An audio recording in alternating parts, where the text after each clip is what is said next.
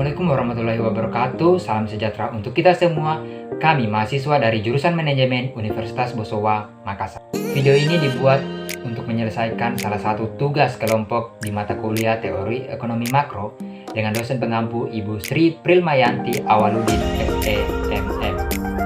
Kami dari kelompok 2 terdiri dari 5 anggota yang masing-masing bekerjasama dalam memenuhi tugas ini. So, langsung saja ini dia video presentasi dari kami.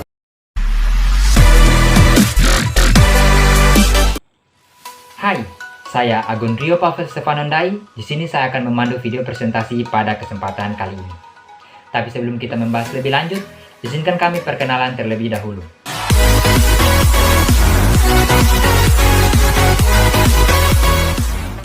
Saya Agun Rio Pavel Stefanondai dengan NIM 4500121145 sebagai Ketua Kelompok 2. Perkenalkan, nama saya Yusliana Yunus Rombe, NIM 4520121332. Perkenalkan, nama saya Immanuel Tangkerung dengan nomor induk mahasiswa 4520012124. Assalamualaikum warahmatullahi wabarakatuh. Nama saya Lydia Nugragas Negara, NIM 4520012160.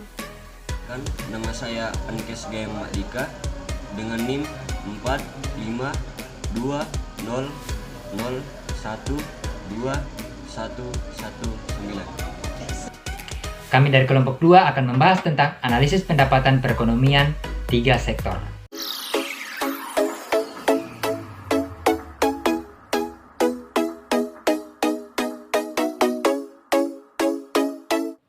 Pengertian perekonomian 3 sektor. Perekonomian 3 sektor yaitu perekonomian yang meliputi kegiatan dalam sektor rumah tangga, perusahaan, dan pemerintahan.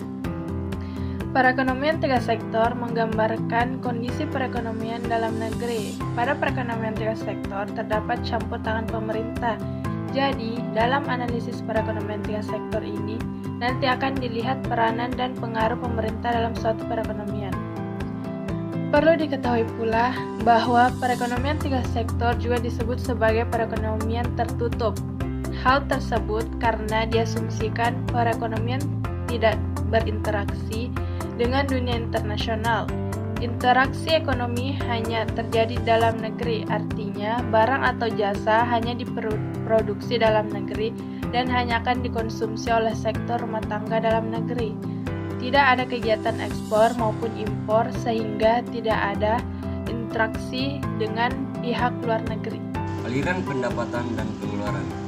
Pada perekonomian 3 sektor, dengan munculnya sektor pemerintah mengindikasikan adanya campur tangan pemerintah dalam perekonomian, sehingga akan menimbulkan aliran baru dalam sirkulasi aliran pendapatan. Pembayaran pajak oleh rumah tangga kepada pemerintah. Pembayaran pajak tersebut akan menimbulkan pendapatan kepada pihak pemerintah. Hal ini merupakan sumber pendapatan pemerintah yang terutama. Aliran baru yang kedua adalah pengeluaran sektor pemerintah ke sektor perusahaan. Aliran ini menggambarkan nilai pengeluaran pemerintah atas barang-barang dan jasa yang diproduksi oleh sektor perusahaan. Dalam pendapatan perekonomian 3 sektor, rumah tangga selaku pemilik faktor produksi. Faktor produksi terdiri dari tenaga kerja, modal, keterampilan, dan sebagainya, di mana faktor-faktor produksi tersebut digunakan oleh perusahaan. Dari digunakannya faktor-faktor produksi yang dimiliki oleh rumah tangga, maka rumah tangga akan mendapatkan imbalan atau balas jasa berupa gaji, upah, bunga, sewa, laba yang disebut dengan pendapatan.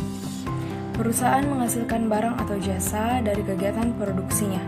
Rumah tangga kemudian membelanjakan sebagian pendapatannya untuk melakukan pembelian atas barang atau jasa yang dihasilkan oleh perusahaan.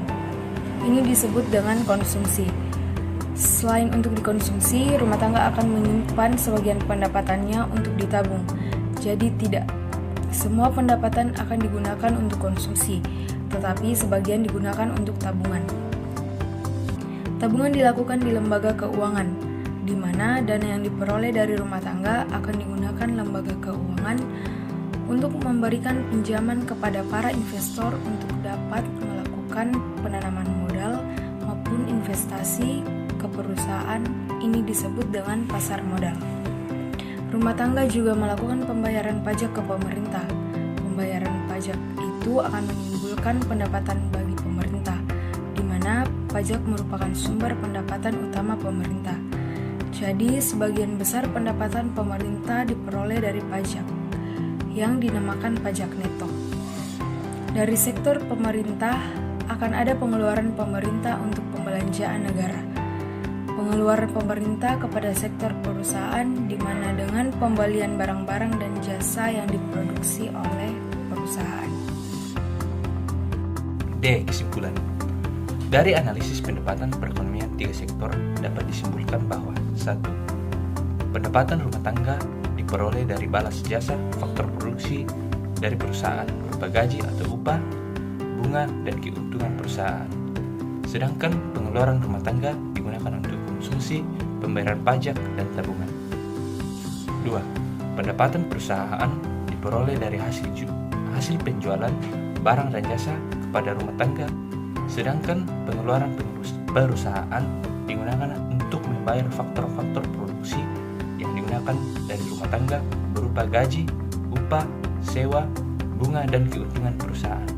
Ketiga, pendapatan pemerintah diperoleh dari pajak yang diterima dari rumah tangga, sedangkan pengeluaran pemerintah digunakan untuk pembiayaan pembangunan oleh penggunaan barang-barang produksi atau jasa yang dihasilkan dari perusahaan.